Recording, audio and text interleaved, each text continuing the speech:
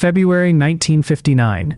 Deep within the frozen Ural Mountains of the Soviet Union, 9 experienced hikers vanished. No distress signal, no radio contact, no sign of an attack, just silence. Weeks later, rescuers reached their campsite. What they found made no sense. The tent was still standing, half buried in snow, but it had been sliced open from the inside, not from an attack, from escape. Why would experienced hikers destroy their only shelter in the middle of a deadly blizzard? Footprints led away from the tent, barefoot, some in socks, some wearing only one shoe, moving into freezing darkness where temperatures dropped below -30 degrees Celsius. In those conditions, survival outside is almost impossible.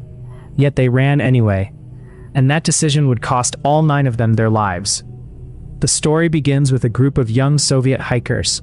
Most were students or graduates from the Ural Polytechnical Institute. Experienced, intelligent, skilled in surviving brutal winter conditions. Their leader was 23-year-old Igor Dyatlov. Friends described him as calm, disciplined, and highly respected. He had organized difficult expeditions before. This journey was classified as a Category 3 trek, the highest difficulty level at the time. The group planned to cross the northern Ural Mountains during peak winter. Temperatures could fall below -30 degrees Celsius. Violent winds tore across the slopes. One mistake could mean death. They were young, adventurous, and completely unaware this would be their final journey. If you enjoy real unsolved mysteries like this, subscribe now, because what happened next is even more disturbing. In January 1959, they departed by train toward the Ural region. Spirits were high.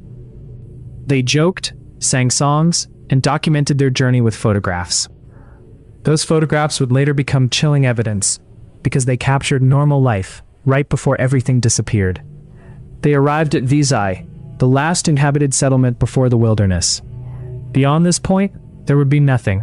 No villages, no communication, only snow, forest, and mountains. Early in the journey, one member became ill. Yuri Yudin suffered severe joint pain and had to turn back. That decision saved his life. The remaining 9 continued deeper into the mountains. Conditions worsened daily. Thick snow slowed movement. Temperatures dropped further. Winds became stronger. Yet the group remained calm. They built camps carefully, recorded diaries, and continued forward without fear, until they reached a mountain known locally as Kholat-Syakhl, the Mountain of the Dead, and they kept going. On February 1st, weather conditions collapsed. Visibility dropped. Snow and wind intensified rapidly. At that moment, the group made a decision that still confuses experts today. Instead of descending into the forest for safety, they set up camp on the exposed mountain slope. No shelter, no protection, no escape route. They ate dinner, wrote notes, prepared for sleep. It was the last normal moment of their lives. Sometime after midnight, something happened. Something forced 9 experienced hikers to abandon everything they knew about survival. If you're still watching this, you already know this isn't a normal accident. Subscribe now if you want more real cases like this, because it only gets darker from here. Days later, search teams arrived, and the campsite told a terrifying story.